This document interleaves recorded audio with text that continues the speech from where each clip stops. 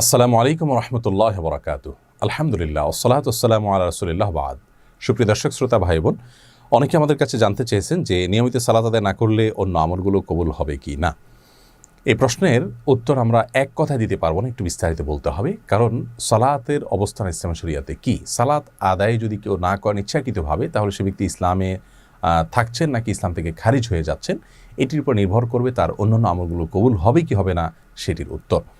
যেহেতু অনেক ইমামগণের মতেই ইচ্ছাকৃত কেউ যদি সালাত আদায় না করেন তিনি কাফির হয়ে যান, ইসলাম থেকে খারিজ হয়ে যান, তার সাথে অন্য কোনো অমুসলিমের আর তেমন কোনো পার্থক্য থাকে না। ওমর রাদিয়াল্লাহু তাআলা আনহু বলেছেন, ইসলামের দ্বিতীয় খলিফা, লা হাজ্জা ফিল ইসলামি লিমান তারাকা সালাহ, যে ব্যক্তি সালাত ত্যাগ করে তার ইসলামে কোনো অংশ নেই। রাসূল আকরাম সাল্লাল্লাহু আলাইহি ওয়াসাল্লাম বলেছেন, আল আহদুল্লাযী বাইনানা ওয়া বাইনাহুম তারকুস সালাহ, আমাদের সাথে অমুসলিমদের পার্থক্য হলো সালাত ত্যাগের বিষয়টি। অর্থাৎ কেউ সালাত ত্যাগ করলে সে ব্যক্তি কুফরি করল, মান তারাকা সালাতা মুতাআম্মিদান ফাকাদ কাফারা। তো এই সমস্ত হাদিসের ভিত্তিতে অনেক ইমামদের মতেই ইচ্ছাকৃত সালাত আদায় না করলে, ইচ্ছাকৃত নামাজ না পড়লে সে ব্যক্তি আসলে আর মুসলিম থাকেন না। যদি কেউ মুসলিমই না থাকে তাহলে সেক্ষেত্রে তার অন্য কোনো আমল আল্লাহর কাছে কাউন্ট হবে না, গণ্য হবে না এবং তার অ্যাকাউন্টে যোগ হবে না।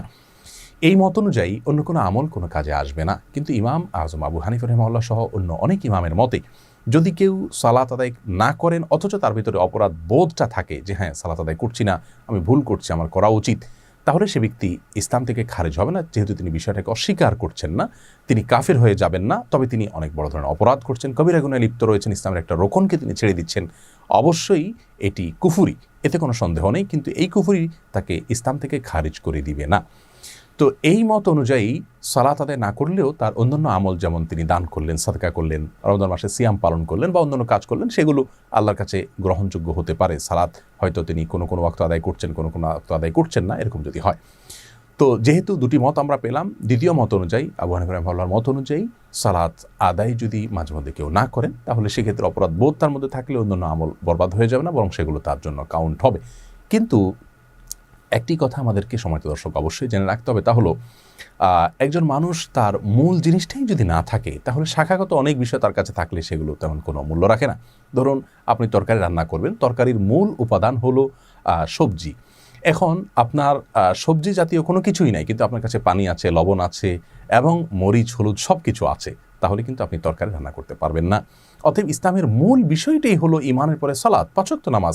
সে নামাজটাই যদি আপনার না থাকে তাহলে আপনি অন্যান্য আমল কবুল হলেই কি আর না হলেই কি, বিষয়টা এই পর্যায়ে চলে যায়। অর্থাৎ আপনার কাছে অন্যান্য আমল কবুল হলো, তার মানে লবণ থাকলো, আপনার মরিচ থাকলো, পানি থাকলো, তেল থাকলো, কিন্তু আপনার আসলটাই সবজিটাই থাকলো না, বিষয়টা এরকম হয়ে যায়। এই জন্য অবশ্যই আমাদের অন্য সমস্ত আমলের চাইতে গুরুত্বের সাথে সালাতকে আমাদের জীবনে রাখা উচিত, সালাত আদায় করা উচিত। তবে হ্যাঁ, আমরা আবু হানিফা রাহিমাহুল্লাহর মতটাকে অধিকতর শক্তিশালী মনে করি। সেই দৃষ্টিকোণ থেকে আমরা বলতে পারি যে সালাত আদায়ে যদি আপনার ত্রুটিও থাকে, মাঝে মধ্যে আপনি নাও করেন, আপনার অন্য সব আমল বরবাদ হয়ে যাবে, এমনটি সঠিক নয়। আল্লাহ তাআলাই সর্বোত্তম, শুদ্ধ এবং সঠিকটা ভালো জানেন। আল্লাহ তাআলা আমাদের সকলকে সালাতের গুরুত্বকে অনুধাবন করার তৌফিক দান করুন। অন্য আমলের চাইতে সালাতের গুরুত্ব যে অনেক বেশি, সে বিষয়টা আমরা যেদিন অনুধাবন করতে পারবো সেদিন আমরা পরিপূর্ণ এবং পাক্কা মুসলমান হতে পারবো। আসসালামু আলাইকুম ওয়া রাহমাতুল্লাহি ওয়া বারাকাতুহু।